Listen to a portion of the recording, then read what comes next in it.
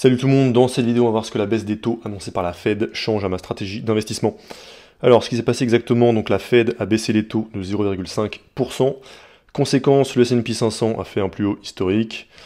Donc ici ils nous disent le S&P 500 a clôturé sur un plus haut historique jeudi, puisque les investisseurs ont parié que cette baisse de taux d'intérêt allait permettre un atterrissage en douceur de l'économie américaine.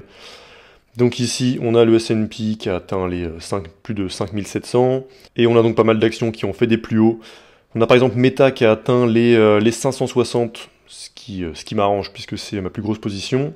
On a aussi par exemple Alibaba qui, alors pour le coup, est très loin d'un plus haut historique, mais qui est sur un plus haut depuis un an maintenant. Et des exemples comme ça, on en a plein, donc il y a pas mal d'actions qui se sont envolées.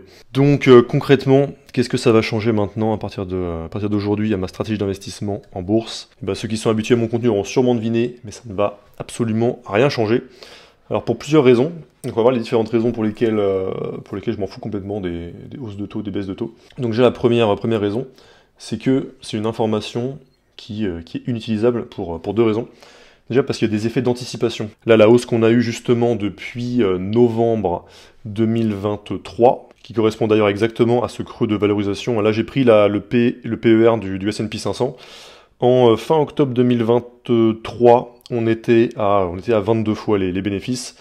Il y a eu à ce moment-là une annonce de la Fed qui a laissé du coup penser qu'il y aurait des baisses de taux à court-moyen terme.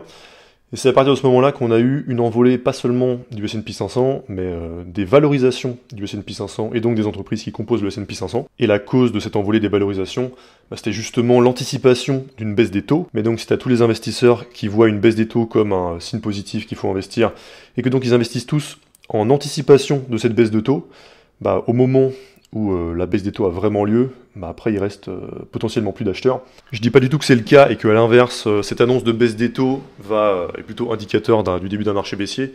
Je dis plutôt qu'à partir du moment où il y a comme ça des effets d'anticipation, on ne sait pas à quel moment faire quelque chose de cette information, parce qu'on ne sait pas à quel point l'information est déjà intégrée dans le prix, à quel point ça a été anticipé, etc. Donc voilà, le point numéro 1 pour lequel c'est pas utilisable, c'est qu'il y a des effets d'anticipation. Donc faut pas imaginer que ça y est, les taux baissent, donc les cours de bourse vont commencer à augmenter tant que les taux sont bas. Il y a toujours des décalages qui sont liés à de la psychologie humaine et qui sont pas prévisibles. On peut pas faire des prédictions là-dessus.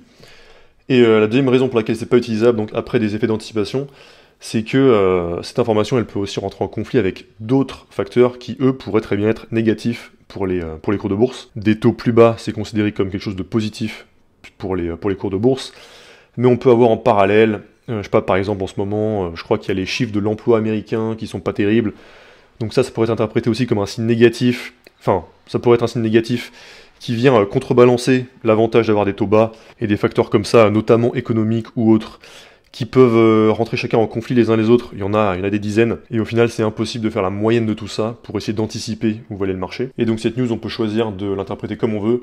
Quelqu'un d'optimiste dira que cette baisse de taux, elle va stimuler l'économie, et donc que c'est génial, et que ça va rendre les investissements sur des bons du trésor américain moins compétitifs, et que donc ça va faire monter les valorisations des actions, etc. Et à l'inverse, quelqu'un de plus pessimiste, il va pouvoir dire que si la Fed a eu besoin de baisser les taux de 0,5%, c'est que l'économie doit être vraiment dans une situation catastrophique, et que donc c'est mauvais signe. Et aujourd'hui, la psychologie moyenne des investisseurs, elle est clairement optimiste, et ça se voit justement par cette hausse de valorisation. Et quand on a donc une psychologie globale optimiste, peu importe la news, quasiment peu importe la news, elle sera interprétée positivement. Intuitivement, on pourrait penser que c'est les news qui impactent la psychologie des investisseurs, qui ensuite impactent les valorisations des actions, mais ce qui se passe, en général, c'est plutôt le contraire. C'est plutôt les mouvements des cours de bourse qui impactent la psychologie des investisseurs, qui ensuite impactent la manière dont les news sont racontées, la manière dont elles sont interprétées. Et donc si on ne fait pas attention à ça, on peut très facilement se faire berner et aller avec le courant, alors que justement en investissement en bourse long terme, ça marche mieux d'être à contre-courant. C'est-à-dire par exemple si tout le monde s'excite sur une action en particulier ou sur un secteur en particulier, dans ce cas-là plutôt se mettre en retrait par rapport à ces actifs-là, ou bien simplement quand la psychologie globale elle est plutôt à l'optimisme et les valorisations sont élevées, à ce moment-là être plus prudent ou méfiant.